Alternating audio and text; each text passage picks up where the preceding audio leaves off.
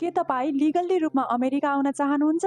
साथै तपाईँ खेल प्रेमी नि हुनुहुन्छ? यदि हुनुहुन्छ भने तपाईको अमेरिका आउने सपना साकार हुन्छ। फिफा वर्ल्ड कप 2026 ले यो पटक बनाउनेछ। अमेरिका, मेक्सिको, क्यानाडा देशहरूमा सञ्चालन हुने फिफा वर्ल्ड कप 2026 मा त्यो खेल हेर्नको लागि खेल प्रेमीहरूलाई अमेरिका आउनको लागि सहज वातावरण बनाउने भनेर अमेरिकन सरकारले अहिले फिफा पास नामक प्रणाली सुरु गरेको छ।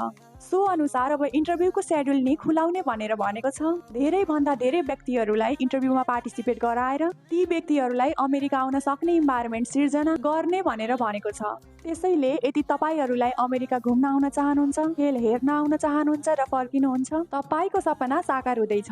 यसको लागि के डकुमेन्टहरू चाहिन्छ, टिकट तपाईले कुन समयमा लिने र तपाईले स्ट्रङ डकुमेन्टहरू कसरी बनाउन सक्नुहुन्छ, के कुराहरू चाहिन्छ र जसले गर्दा तपाईहरूलाई भिजा दिने सम्भावना धेरै रहन्छ भन्ने सम्बन्धित रहेर मैले यो एउटा भिडियो बनाएको छु। साँच्चै तपाईँ इन्ट्रेस्ट हुनुहुन्छ भने कमेन्ट पनि गरिदिनु होला, साथै फलो पनि गर्न नबिर्सिनु होला है। Thank you.